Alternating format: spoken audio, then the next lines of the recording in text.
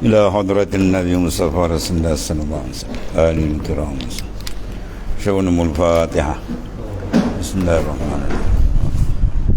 إياك نعبد وإياك نستعين غير المغضوب عليهم ولا الضالين.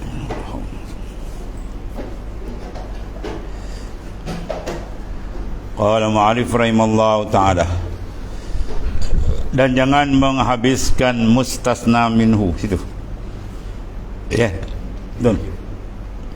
Dan jangan dia menghabiskan dalam istisna tadi mustasna minhu. Mana benda yang diistisna daripada dia. Seumpama apa ni? Mengaku Muhammad dengan katanya atasku bagi Jamil ini RM100 kurang 10. Maka jadi ada pada akuan itu istisna, iaitu apa, katanya kurang 10 bermakna 90. Maka jika tiada dihubungkan katanya kurang 10 dengan katanya atasku bagi Jamil 100, tiada dipakaikan katanya kurang 10 itu. Ya, juga jika berkata ya atasku bagi Jamil ini 100 kurang 100 kerana ia menghabisi, ya, akan yang dikurangkan daripadanya tetap 100 itu bagi Jamil pada dua misalnya. Manakala dia kata atasku 100 kecuali 100, jawab dia 100 juga lah. 100 kali 100 makna kosong, tak ada apa lah. Itu ada istisna sampai menghabisi maksudnya itu, ya. Maka pada misal yang tersebut itu ada Muhammad mengeluarkan RM10 daripada hukum 100. Ya, dia kata 100 kecuali 10, bermakna dia keluarkan 10, 90 lah. Yang tersebut dahulu daripada 10 itu, dan tiada mudarat jika putus antara mustasna dan mustasna minhu kena bernapas. Mustasna mana yang dikecualikan, mustasna minhu yang dikecualikan daripadanya. Mana daripadanya 100 dipanggil mustasna minhu. Ya, 10 tu panggil mustasna. Kita kena ngaji nahwu tu, apa mustasna minhu. Dalam bab istisna panggil. Ya. Kerana bernapas. Dia kata atasku 100, di bawah napas kecuali 10, ada apa? Dia kata jarak lama di istisna tak boleh. Ya. Atau sejurus, sekadar berfikir dengan segera. Maknanya dalam masa yang singkat tak apa. Kerana apa? Letih ke apa, penat sangat. Ya, atasku 100, aku cari 10 kata. Itu tak apa. Pukul dah lama dah buat betul, aku cari 10 tu jadi. Ya, tak sah istisna dia. Maka jika istisna, apa istisna? Pengecualian. Ya, dia hutang saya 100 kecuali 10, bermakna tolak 10 lah, melainkan 10 mana 90. Itu maksud dia. Daripada isbat jadi nafi kemudiannya. Yakni jika dikeluarkan daripada yang tetap, seperti mana 100 pada misal yang pertama, pada misal tu akan 10, jadi 10 itu ternapi, ya, dan terkeluar daripada 100 itu, ya. Jika tak cukup syarat. Dan jika diistisnakan daripada nafi dahulu yang kemudiannya jadi isbat, maka misal bagi istisna kecuali daripada isbat. Misal seperti dikata atasku bagi Muhammad itu RM10 melainkan RM8. Jadi 10 itu dipanggil isbat dan 8 itu dipanggil nafi. Maka jadilah tinggal 2. Ya, dia tinggal RM2 je lah lagi tetap atas dia bagi Muhammad. Demikianlah akasnya. Seperti katanya tiada atasku bagi Muhammad suatu melainkan RM10. Nah, saya ternapilah 10 isbat, jadi yang wajib dia bayar 10. Ya, saya tak ada hutang dia apa-apa pun kecuali 10. Itu isbat. Dan tadi dia hutang saya hutang dia 100 kecuali 10. Itu tolak. Ya. Tu. Kemudian dan hukum ikrar ni, hukum ikrar itu waktu sihat dan waktu sakit itu bersamaan kedua. Ya, waktu sihat dengan waktu sakit, maka hukum dia bersamaan, tak ada masalah. Sama lurus maksudnya. Dan jika sakit dengan penyakit yang ditakut daripada sekalipun, ya, Ada pun ikrar seorang pada ketika sakitnya bagi waris. Ini lain. Ya. Padanya khilaf. Ada khilaf ulama. Tetapi yang muktamad, yang dipegang, tiada harus. Tengok dia. Ada pun ikrar seorang pada ketika sakitnya bagi waris. Ya. Khilaf, tetapi yang muktamad tiada harus, kerana ia pada demikian itu ketumahan atas yang mengaku dengan nak menegakkan sekalian waris yang lain daripada ikrarkan. Sakit nak mati dia pun ikrar, tu bawang tu punya, ni orang punya, tu tak sah. Bahkan dia lulus 1/3 itu. Waris begitu juga. Ya, diwasiat. Semua harta dia diwakaf punya. Maka lulus apa? 1/3 tadi. 2/3 tak lulus. Tu hak waris akan mati. Batu bagi waris lah sengaja daripada adalah wasiat li warisin. Tidak ada wasiat bagi waris. Sebab apa? Sebab waris tidak ada makan iris. Makan pesaka dah khas untuk dia. Ya, itu ada perbahasan lagi panjang tu lah. Itu dalam bab mana irs, dalam bab pesaka punya. Ini pun dalam bab, dan bab lain ni bab ikrar, ya. Ambil tu. Paslun, ini satu pasal harus meminjam. Ini satu pasal menyatakan pinjaman, memberi pinjam. Itu apa hukum? Sunnatun, sunat kita beri pinjam. Ya. Dan terkadang wajib. Terkadang wajib memberi pinjam. Contoh, baju bagi orang yang bersangatan panas. Ya, dia tak ada maknanya baju lain kecuali dia kena pakai tu panas sangat atau sangat sejuk. Boleh menyebabkan mati jalan. Macam di Palestin kan. Saudara kadang-kadang boleh menyebabkan kesejukan, boleh buat mati. Wajib kita kena apa? Kena bantu. Itu bukan sunat, kita wajib hukum ni. Wajib bagi umat Islam kena memberi bantuan. Dan terkadang haram, seperti beri pinjam saya perempuan kepada ajnabi. Dia ada saya perempuan beri pinjam kawan pula. Orang tu pakai, tak boleh. Ni kan barang motor nak pakai pinjam kan. Walaupun saya tu dimilik bukan dengan akad nikah. Ya. Akad sebab dipanggil hamba tu milkul yamin, milik tangan kanan. Mana milik sepenuh, boleh jual. Kalau isteri tak boleh. Ya, sebab tu dia tak boleh akad jual beli. Isteri saya belilah beli isteri saya ni. Wah, macam bodian ulang beli. Kalau hamba boleh. Ya, aku beli hamba ni dengan harga 2,000 misalnya. Maka sah dia, jimat tak ada masalah. Sebab dia dipanggil milik sempurna hamba. Itu beza. Tiba-tiba dia pergi pinjam biar hamba dia, kawan nak pinjam, dia pergi pinjam 2 minggu. Oh, maut dia. Tu tak boleh pinjam. Walaupun di barang boleh beli tu, ya. Tapi dalam Islam pula dibuka kelebihan memerdekakan hamba. Sengaja daripada kafarah tu merdekakan hamba.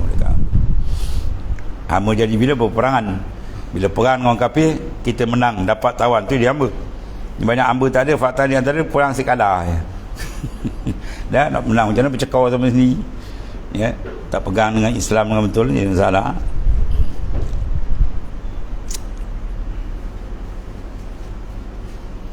Habis tu hamba yang beri pinjam tadi, hamba pada perempuan kepada ajnabi, mana orang yang boleh nikah. Dan terkadang makruh seperti beri pinjam saya jantan yang muslim. Jantan jadi ekor lah jantan. Kepada kafir, ya, kepada orang kafir yang muslim, mana yang laki-laki. Dan bagi pinjam meminjam itu 4 rukun. Ya, dia ada 4 rukun. Pertama apa? Yang meminjam. Dan yang meminjam. Tadi yang memberi pinjam pertama tu. Tuan punya malik. Tuan punya dia beri pinjam. Dan kedua yang meminjam. Dan satu yang dipinjam benda tu. Ya, dan ke perkataan yang menunjuk atasnya. Mana lafaz sirah dia panggil, lafaz meminjam.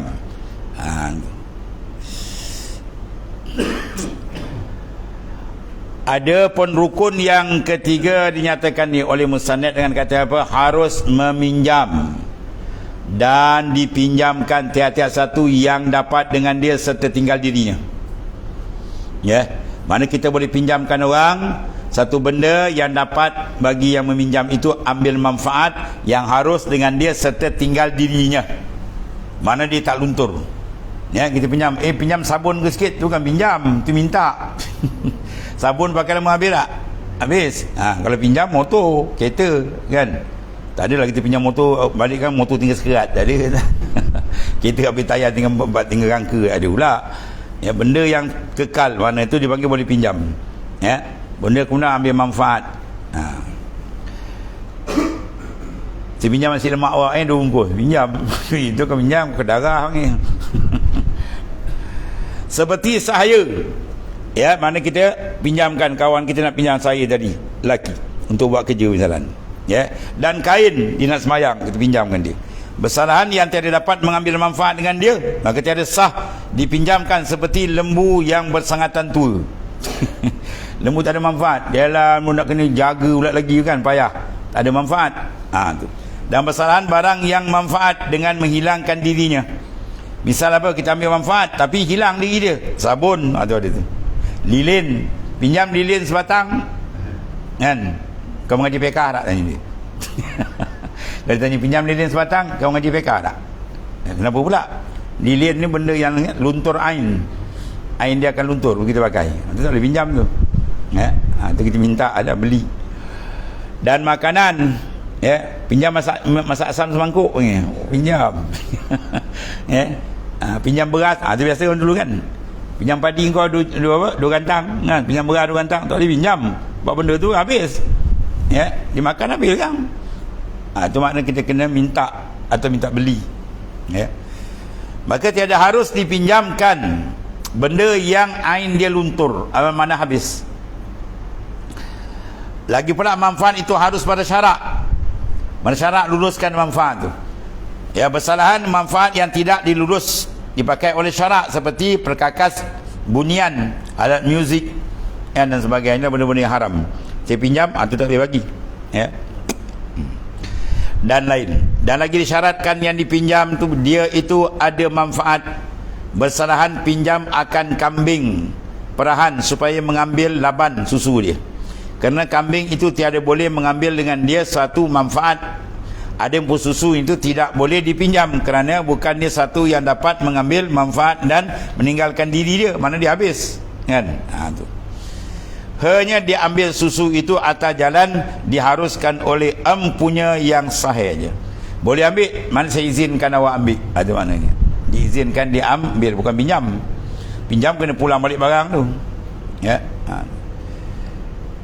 Seperti kami. Dan manfaatnya itu ialah menyampaikan yang meminjam kepada apa, mengambil susunya yang diharuskan dia oleh empunya kambing, tuan kambing bagi meminjam dari. Habis. Ada pun pohon kayu supaya dimakan buahnya, buah durian jalan, orang hutan, atas bekas dakwat supaya menulis dengan dakwat dia, atau kebun supaya maknanya makankan buah-buahannya, maka sekalian itu harus dipinjam. Ya, saya pinjamkan pokok durian ni 2 tahun. Kan misalnya ni. Ini atas kaul yang muktamad, mukabil muktamad tu tak harus juga, ada khilaf lah. Kerana manfaat itu menyampaikan seorang kepada barang yang diharuskan baginya. Habis. Kalau sewa, kalau pajak, tu dalam bab apa?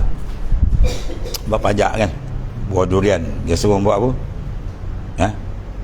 Atau pokok dia tender dulu. Ya, pokok bunga je, dia dah tender, dia panggil pajak kan. Lepas ni panggil apa? Sama juga. Maka syarat dia banyak tu. Ya, dia panggil ba'da budu'i salah di antara dia. Selepas nyata salah dia. Ya, dia nak beli atas pokok tu, nak gamak. Orang panggil apa sini? Burung. Bukan burung. Burung atas pokok tu.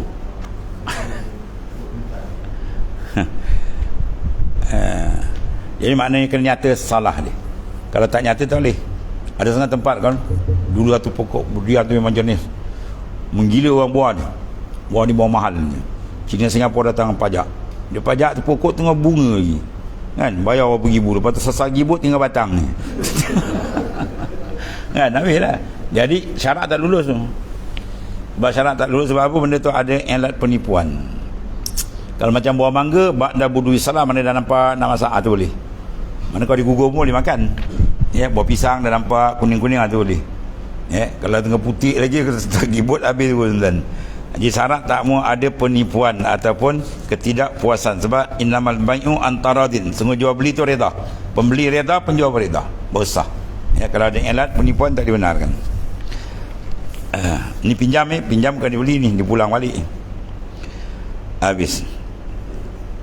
Maka bukan dinamakan pinjam, hanya dinamakan apa tu? Minhah. Iaitu tiada mengapa, berubah nama dia. Ada pun pekerjaan ini ia bagi pinjam juga, ya. Dan disyaratkan pada rukun yang pertama itulah apa? Memberi pinjam itu ahli bagi memperbuat kebajikan. Dia sendiri ahli kebajikan. Maksudnya apa? Sah tasarruf dia. Maka tidak sah daripada kanak-kanak. Kanak-kanak tak boleh dia bagi pinjam, padahal dia boleh memilih lagi. Atau orang gila, ya, atau orang mahjur, ya, atasnya dengan safih. Mahjur mana orang yang diblok harta dia oleh qadi dengan sebab kebodohan dia. Dia keturunan banyak harta dan, ya, tapi dia tak diurus. Bagi duit 1,000, 2 sehari dah habis.